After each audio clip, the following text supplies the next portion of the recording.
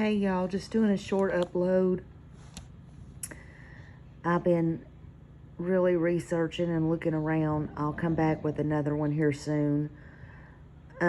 Norma Fort Hale was the mother of Audrey Hale, the shooter in Nashville. She's 62 years old, and it's not doxing her. I mean, everybody knows they live out in on Brightwood Avenue. Her husband is Ronald Hale. And Aubrey lived with her parents. They look to be a pretty good couple, nice family. Like I said, that is a very upscale area. So I don't know, that don't have anything to do with anything. You know, her mom, from what I can tell, volunteered a lot.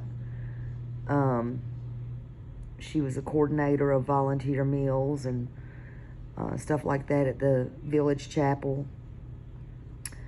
You know, just seemed like a normal family from what I can gather so far.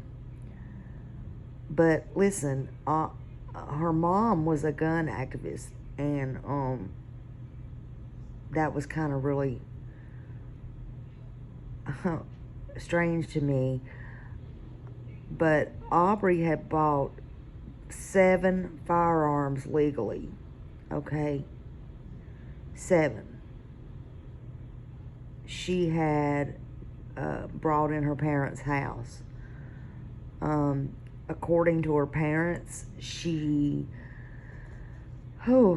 sold one gun or one of the weapons, let me put it that way, and according to her mom,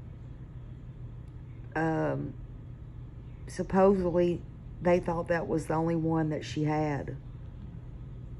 I personally don't see how that was possible, especially if you did not condone that. And especially if you knew she already had one in the house and she was under some kind of medical care for, just call a spade a spade. She was under mental health care. I mean, come on now. Just call it. I mean, if it walks like a duck and it talks like a duck, it's a freaking duck. So, I don't understand how you did not. I mean, I know what goes on in my house. There's some things people's going to hide, but if a weapon is already in your house, and I'm not trying to blame the parents, because listen, I've always said, I know I have 4 children that are grown. I have grandchildren. Listen, all of them can walk a straight line, have a 2-parent home. You know, everybody can be perfect, and there can be that one. All raised the same way, all have the same blood. Parents are not always to blame, and I'm not trying to put the blame on the parents. But it's hard to believe that you just overlook things sometimes when it's right there in front of you. Just saying. But that's not why I come on here, you know, to make this. I just want to update you. This is so sad. It's horrific, and what can we do to stop it? There's got to be something done. I mean, it's got to be now, not this happening over and over and over to our children.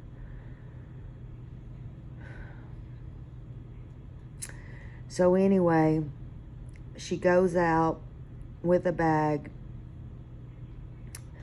According to her mom, she's asked, what's in the bag? Well, she's an adult. She don't have to tell her nothing. But she just passes it off and goes on. No questions asked. She goes to the school, to the church, to the side door, whatever, and blows her way through there. You know, she also texted her friend that she was going to die that day. Now, the friend did turn that in, but it was too late. Too late after everything was said and done.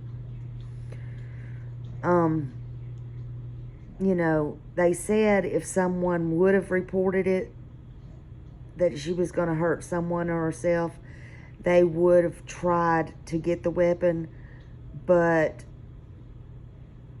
the weapons were legal. You know, the weapons were legal. There's no law that said she couldn't have them.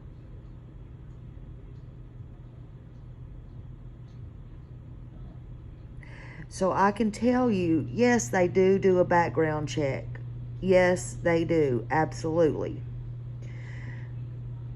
What they don't do is, on a background check, in case somebody's never told you, they don't go saying, they do ask you on the background check, they do say, do you have mental, have you been in the hospital, psychiatric problems, blase, blase, take any psychiatric okay, fine. But even if you have, what idiot's gonna write? You know, sometimes you're crazy like a fox, but some people's not gonna write down that they are having mental issues or seeing a mental doctor, because why? They know they're not gonna get the dang gun. But guess what? That stuff don't come up in your background, okay?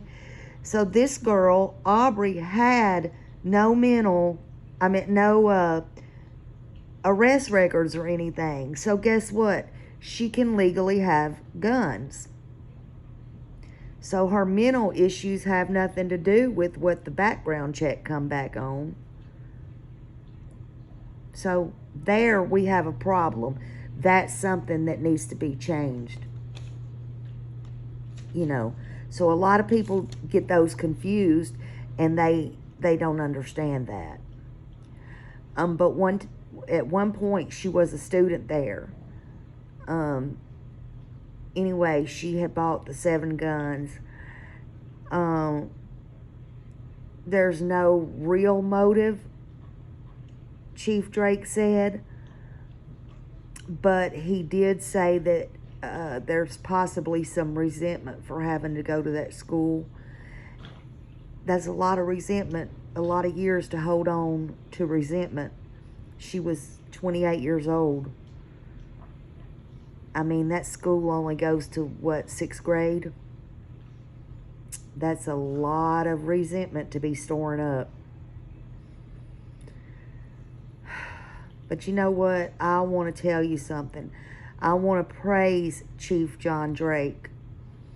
Personally, I have watched him, and I honestly think that he's a very good chief, a very good person. I think this case, I don't think in this case that nobody would make a better chief or as kind and heartfelt and as true, or could do a better job, in my opinion, than Chief Drake has done. He has done a wonderful, wonderful job. All of Metro Police has. And they all need, again, to be thanked every time you see them. I am not kidding you.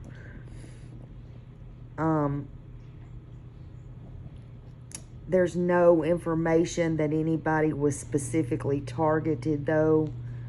I mean, it's still a possibility, but no. Chief Drake did say, and this really shocked me, because we knew yesterday that, she had a manifesto, maps, and all that stuff, and even talked about a different school. But the problem was that school had a lot of more security. So she just went back to that school. It was easier to get into.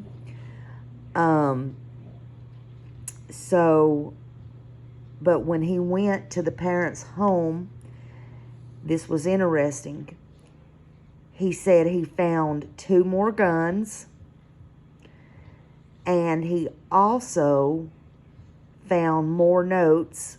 I don't know him specifically, but they found more notes and targeting some family members as well as a mall there. Oh my God. There is, I don't know, maybe 6.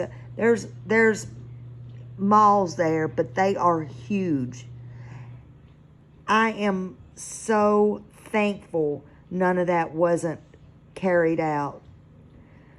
But you still have to say, why? Oh my God, why? Why these children? And why these victims? Why the teachers? Why?